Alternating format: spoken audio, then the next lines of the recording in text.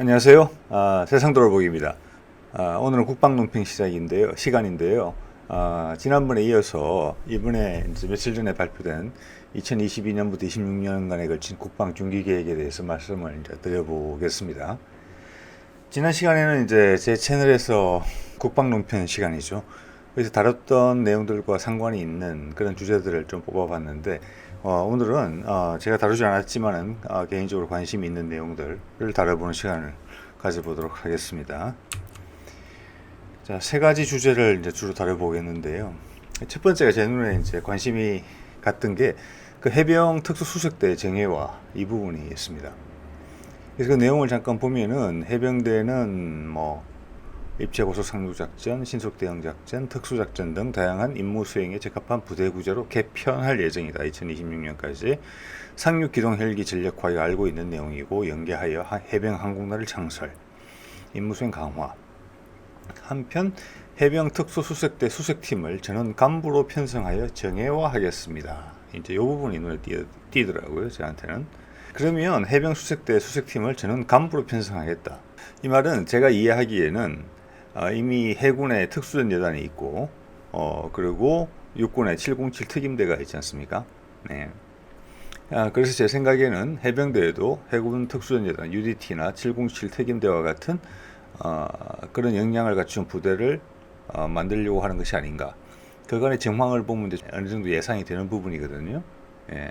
국가 대테러 임무를 이미 해병대 수색팀에서 하고 있고, 그걸 한 단계 더 업그레이드 시키겠다는 거니까 해병대에도 육군 그리고 해군과 어깨를 같이 할 수 있는 특수부대를 만들겠다. 이런 뜻으로 저는 해석이 됩니다. 그래서 일단은 육군, 해군 그리고 해병대에 그 각각의 자존심을 세워줄 수 있는 각 부대 차원에 군 차원에서 보면은 그런 특수부대를 하나씩 가지게 한다는 그런 취지가 있겠고, 소위 말하는 좋은 의미의 경쟁 구조가 되겠죠. 우리 전체 국방부 입장에서 보면은.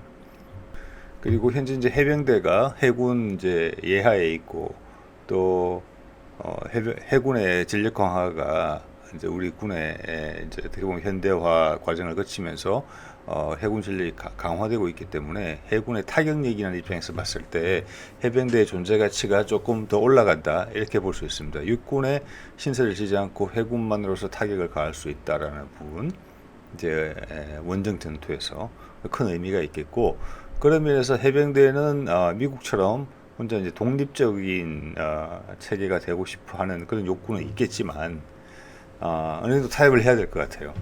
해군에 계속 속하지만은 기존보다는 더 강한 지원을 받을 수 있는, 더 강한 군대가 될 수 있는 그런 여건을 조성하겠다, 그런 의지가 아닌가 싶어요, 제가 보기에는.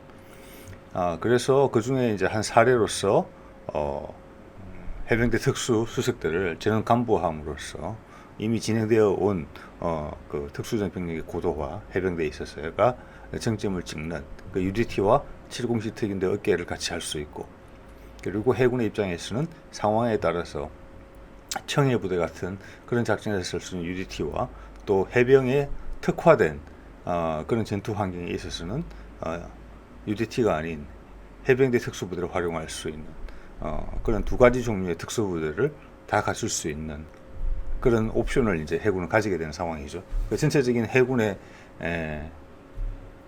강화와 맥락을 같이 하는 부분이라고 볼 수 있겠습니다.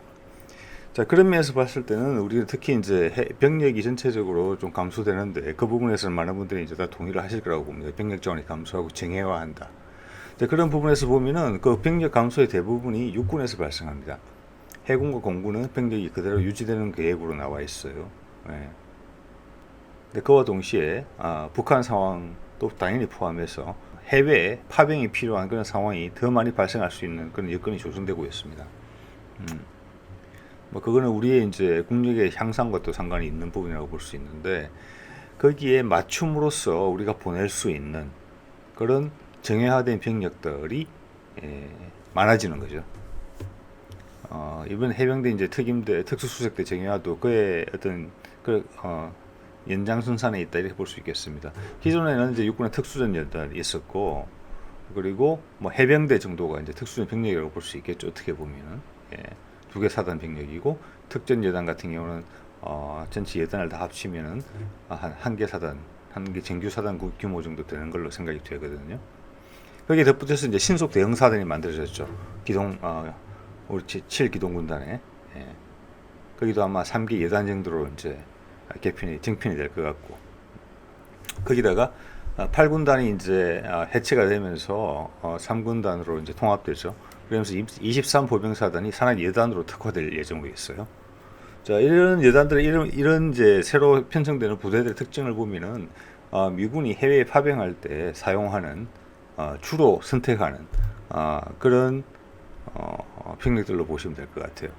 예를 들어서 아프가니스탄 같은 경우에는 이제 산악 여단이 주로 가는 게 맞겠죠. 거기에 특화된 훈련을 했기 때문에.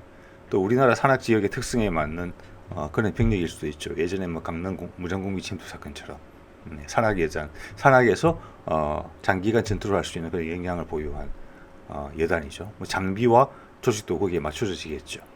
그럼 특수전 여단 같은 경우는 이거는 이제 오히려 다른 부분들이 조금 제한되고 고공 강화를 통해서 저 후방에 들어가서 게릴라 전투를 벌이는 이런 쪽으로 더 특화될 가능성이 크다고 봅니다. 그러니까 신속 대형 사단 같은 경우는 준정규전의 상황에서 우리가 공격 부대 선봉에서 나갈 수 있는 것이고, 또 해외 파병에 있어서도 이 사단의 특징이 더 강화될, 특징이 더 잘 발현될 수 있는 그런 전장의 형식이면은 신속 대형 사단이 갈 수도 있다. 그리고 단지 이게 헬기본이 아니라 우리가 대형 수송기가 확보되면은 수송기로도 갈 수 있는 그런 형태의 그런 형태의 우리 이제 병력이 신속 대형 사단이라고 볼 수 있을 것 같아요. 자, 이것처럼 이번 해병 특수대 정예화 부분은 특수전 분야도 정예화하고 일단은 그 병력이 향상되는 겁니다. 전체적인 우리 병력 자원은 감소되지만 특수전 역량은 훨씬 더 강화되는 거죠. 예. 자, 그런 걸로 이해를 하면 될 것 같습니다. 제가 보기에는. 자, 그럼 두 번째 주제는 탄도탄 조기경보 레이더죠. 예. 이 내용을 보면은 탐지 범위와 능력이 향상된 탄도탄 조기경보 레이더를 추가로 전력화하겠다 이렇게 되어 있습니다. 뭐 한반도 전역에 대한 탄도탄 탐지 능력을 확보하겠다. 이거는 뭐 이미 확보되어 있는 것이죠, 사실은. 보완하는 건데, 이 내용을 한번 보면은 기존에 우리가 가지고 있는 탄도탄 조기경보 레이더는 이스라엘 엘타에서 개발한 슈퍼그린 파인 레이더가 있습니다. 이게 블록 B를 우리가 이미 2대를 보유하고 있어요. 충남과 충북에 한 대씩 배치한 것으로 알려져 있습니다. 여기에 추가해서 2대를 더 도입하겠다는 것이죠. 예. 이것도 거의 기종은 이제 결정이 된 것 같습니다. 이스라엘 엘타사의 슈퍼그린 파인 레이더에 블록 C형을 2대 추가 도입하는 것으로 알려져 있습니다. 하나는 경상도, 하나는 전라도 정도입니다. 네, 전라도에 배치하는 것으로 이제 그렇게 이야기가 나오고 있는데요. 기존의 블록 B형 같은 경우도 900km 정도의 탐지 이제 거리를 가진다고 해요. 탄도탄 같은 경우에는.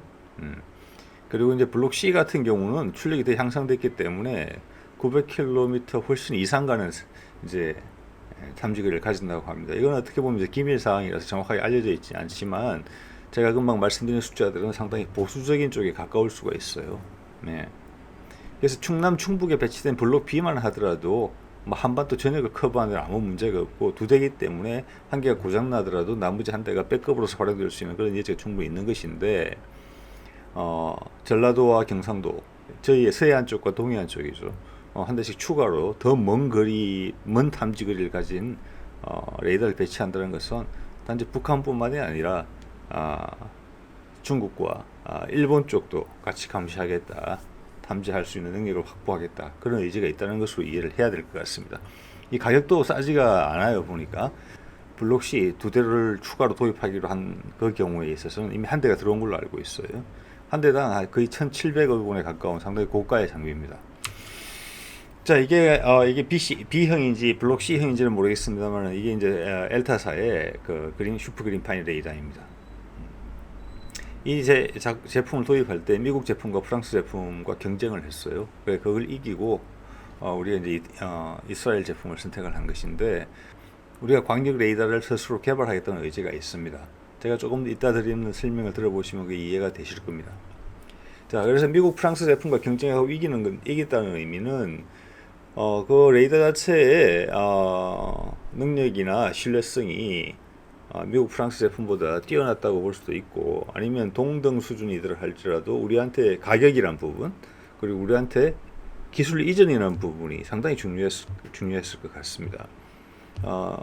여러분도 많이 느끼시겠지만 우리는 지금 핵심 군사 장비에 있어서 국산화를 상당히 중요하게 보고 있어요.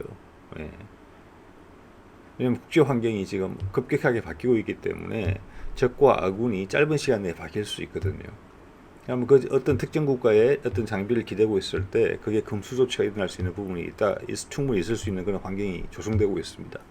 그런 걸 회피하고 싶다는 것이죠. 자주 국방에 어떻게 보면 핵심인 상황이죠.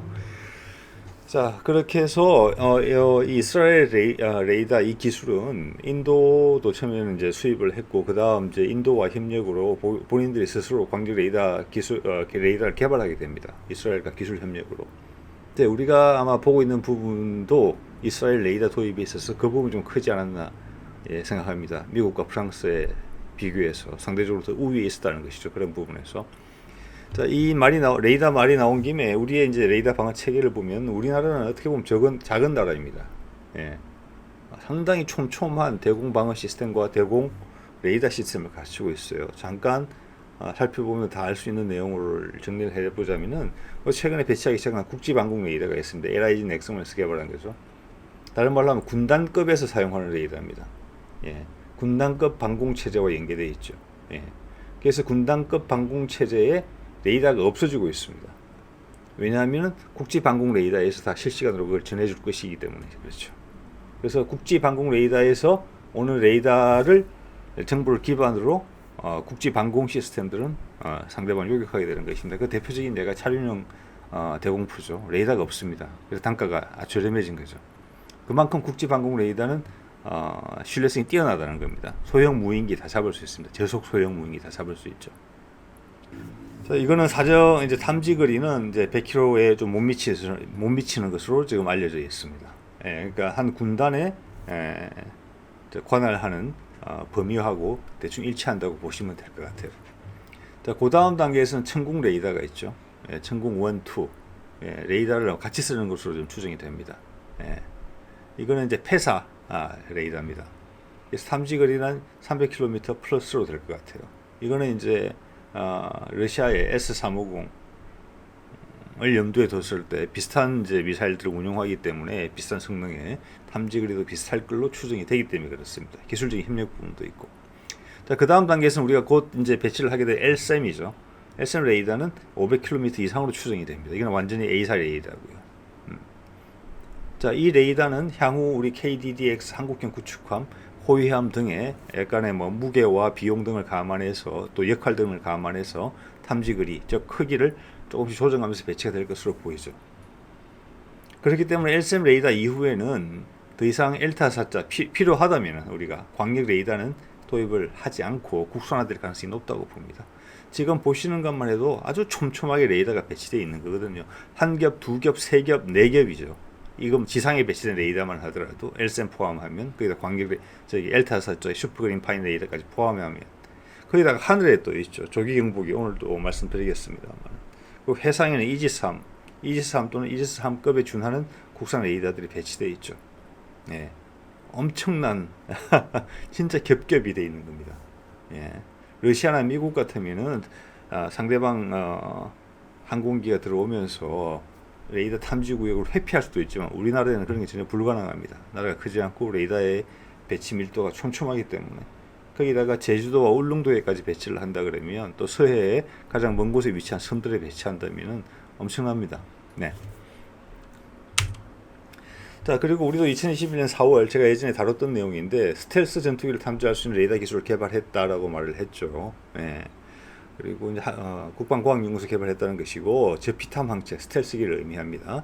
레이더 기술을 개발했다. A사 방식이고 고출력이며 하드웨어도 같이 개발했다.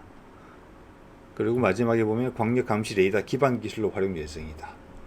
즉 이 말은 우리 LSAM의 레이더 지금 개발 중인 거, 그리고 우리가 나중에 추가로 필요하다면은 기존 이스라엘 제품을 개량한다거나 아니면 우리 스스로 광역 레이더를 탄도탄 레이더죠. 레이더를 개발한다고 했을 때 거기에 스텔스를 탐지할 수 있는 기술이 녹아들 것이다. 그래서 스텔스 탐지 기술이 기본으로 LSM 레이더나 탄도탄 탐지 레이더에 기본적으로 깔릴 것이다.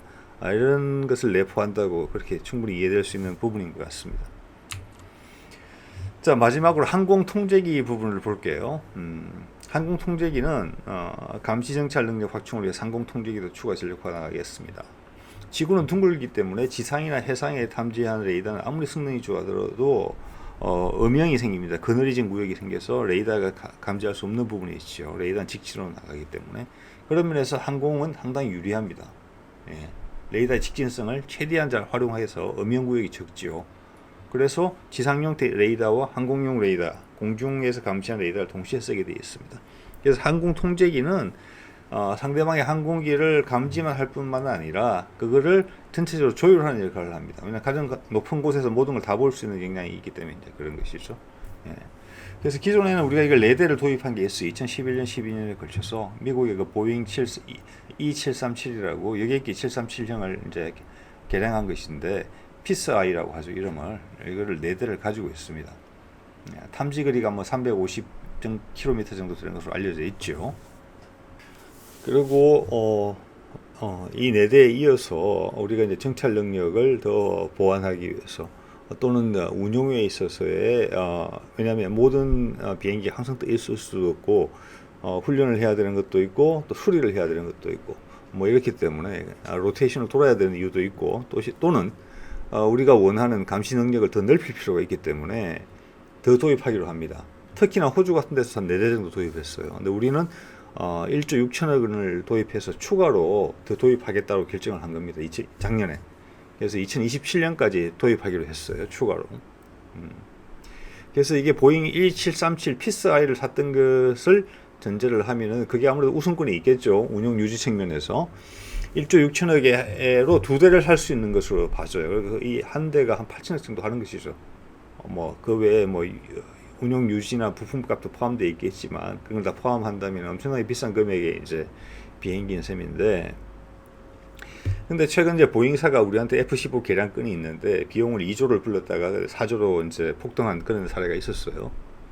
이거는 이제 미국 방산 기업이 우리한테 조금 하는 그런 행태죠. 거기에 대해서 이제 우리 군이 상당히 이제 화가 났다. 이런 보도가 주력 일간지에서 이런 표현까지 나왔으니까 이건 상당히 심각한 사안이었다고 그렇게 보시면 됩니다. 일반적으로 주력 일간지의 국방 기자들은 특히 미국의 방산 기업에는 상당히 우호적인 입장을 좀 취하고 있거든요. 그래서 이 경쟁이 상당히 치열해졌다. 우리가 이제 보잉에 대해서 반감을 가지게 됐다. 이런 것이고, 또한 이제 이 부분이 제가 다른 동영상에서 다뤘던 것처럼 우리가 자주국방의 그 일환으로서 모든 무기를 현재 우리가 만들 수는 없겠죠. 핵심적인 우리가 만들려고 노력하지만 장기적으로 봤을 때 어떤 장비들은 반드시 외국에서 수입해야만 되는 것이 있습니다. 그래서 이는 자주 구매라는 그런 좀 어색한 말을 붙여볼 수 있을 것 같아요.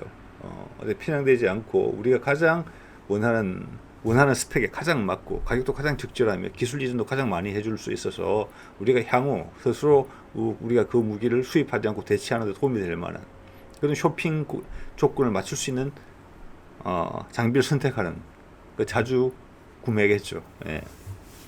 자주 국방을 위한 구매. 그런 쪽으로 큰 흐름이 틀어지는 부분이 좀 있어요. 제가 헬기에서도 언급했고 수송기에서 언급했죠. 이 항공 통제기에서 그런 모습이 나타나고 있습니다.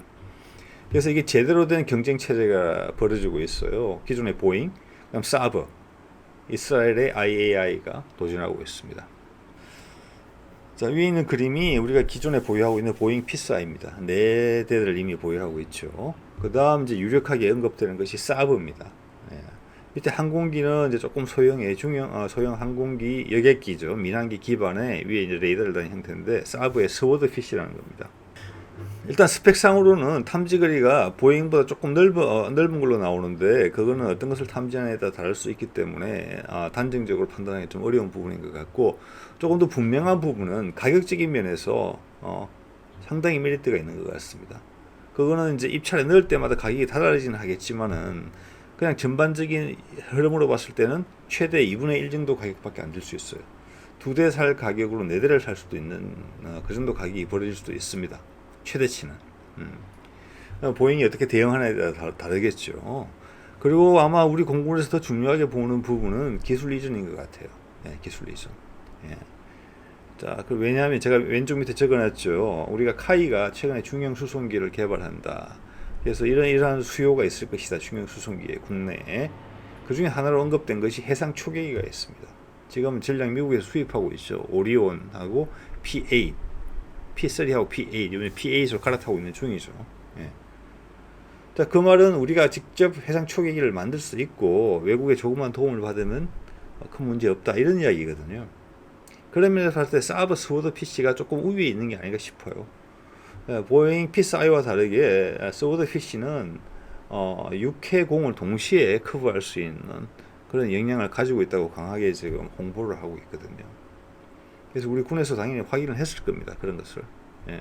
자, 이런 부분에서 우리가 기술 이전이라는 부분까지 사브가 상당히 전격적으로 이야기를 해준다면은 거기에 그 문제도 아마 있었어요. 그 데이터 링크도 피스-I에는 아마 미국제 데이터 링크만 가능하다라고 전제를 깔았는지 모르겠습니다. 그 협상에 따라서 물론 달라질 수 있는 부분이겠지만 지금 흘러나오는 이야기를 봐서는 사브 같은 경우는 우리 국산 데이터 링크 있죠. K16. 예, 거기에 대해서 뭐 문제 없다라는 그런 표현을 한 것으로 알려지고 있어요. 그래서 여기서 받은 기술 이전으로 추후 우리가 개발할 수송기에 우리가 공중 통제기나 해상 초계기를 개발할 수 있는 여건이 될 수 있는 징검다리가 될 수 있기 때문에 그렇게만 된다면 우리가 사브한테 상당히 관심을 가질 수 있겠죠.